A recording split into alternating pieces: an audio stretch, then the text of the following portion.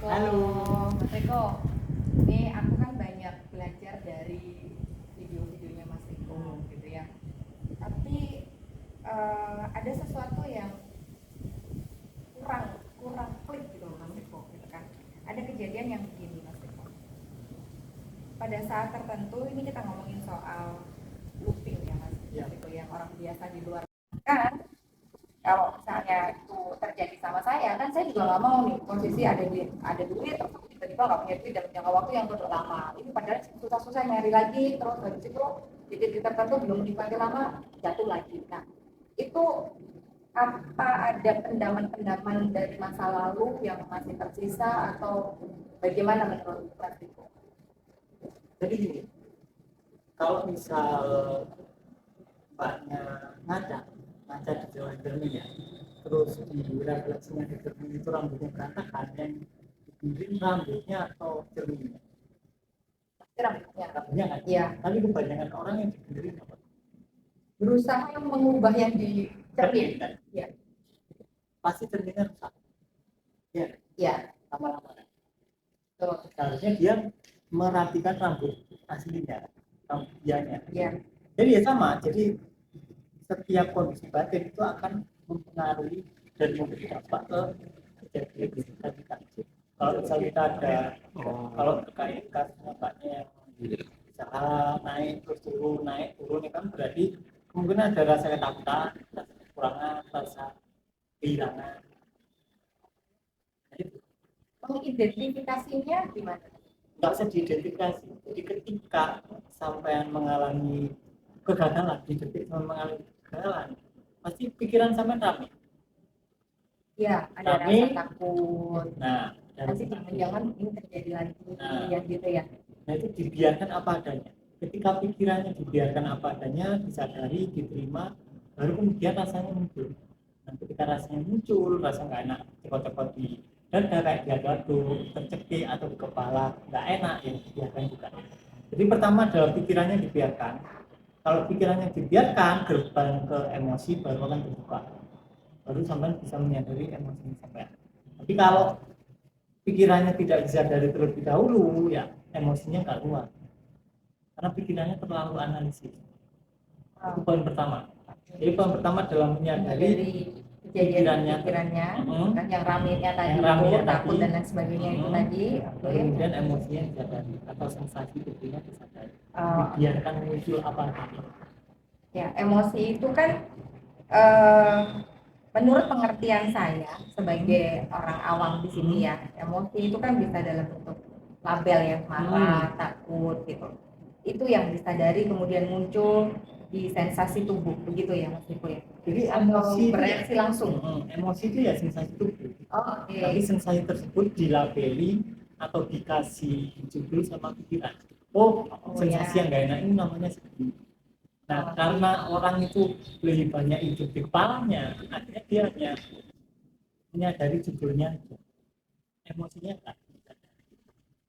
Labelnya kok berarti ya.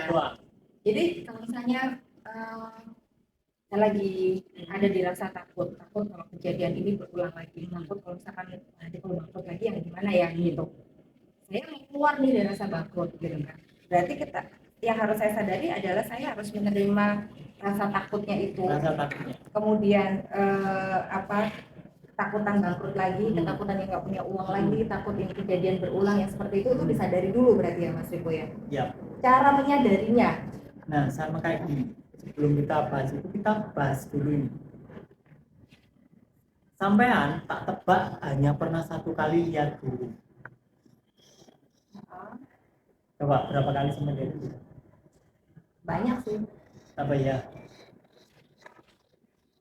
Atau lihat ayam hidup, pasti cuma satu kali. Yang kedua kali sampean nggak lihat ayamnya, lihat labelnya di kepala. Oh, paham nggak? Iya. Jadi ketika seorang anak kecil dikasih tahu, oh nah ini namanya ayam, kedua kali dia tidak melihat apa. Ya, memori yang sebelumnya berarti ya yang terpanggil ya. Ketika orang lihat ular, beda. Kalau Mari lihat ular, dia biasa aja. Sampai lihat ular, sampai takut. karena ada memorinya. Oh iya, berarti ada yang masih tersimpan di situ. Itu yang membuat dia muncul kembali ya. Berarti kayak terpanggil gitu kan. Ya, jadi lebih melihat labelnya. Oke. Jadi ketika kita melihat tanpa label, kita baru bisa melihat mawar apa adanya, melihat ayam apa adanya. Nah, itu harus dipraktekkan ke emosi kita. Iya. Jadi labelnya itu disadari terlebih dahulu sampai lewat baru emosi. Kadang kan gini Mas Riko, kalau kita bicara begini kan lebih mudah ya. Tapi pada saat kita ada di dalam masalah itu, kebanyakan dari kejadian yang saya alami adalah saya terlibat langsung di dalam masalah itu. Saya menjadi yang masalah itu. Padahal sebenarnya masalah itu ya tidak ada apa-apa gitu. Jadi proses penyadarinya adalah kita merasakan tadi reaksi tubuh tadi. Dirasakan aja. Dirasakan, diakui keberadaannya, dibiarkan apa aja. Diakui keberadaan, diterima, dinikmati, kemudian dibiarkan apa. Dengan begitu udah luruh ya semua ya. Selesai berarti ya. Selesai.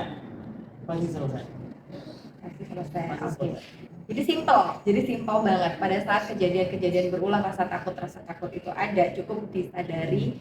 Yang proses menyadarinya itu dia langsung bereaksi dengan kondisi reaksi dalam tubuh otomatis itu, entah itu bisa sakit perut atau mungkin tiba-tiba dada sesak atau mungkin tiba-tiba panas atau mungkin pusing atau tangannya seperti apa, itu otomatis pasti berkaitan dengan reaksi tersebut ya Mas Ego ya. Oke, berarti kan lebih mudah kita mengidentifikasi proses menyadarinya, bukan hanya sekedar rasa sakit, emosi dan lain sebagainya, tapi karena berhubungan dengan tubuh secara fisik, otomatis kita indikatornya jauh lebih mudah. Pada saat kita sudah selesai dengan indikator itu, sudah selesai teman-teman. Jadi sudah tidak ada lagi looping dan habis, bukan kita mencari jalan keluar, tetapi di dalam itu sendiri masalahnya sudah luruh dan tidak ada lagi yang namanya masalah. Begitu ya Mas? Iya. Terima kasih.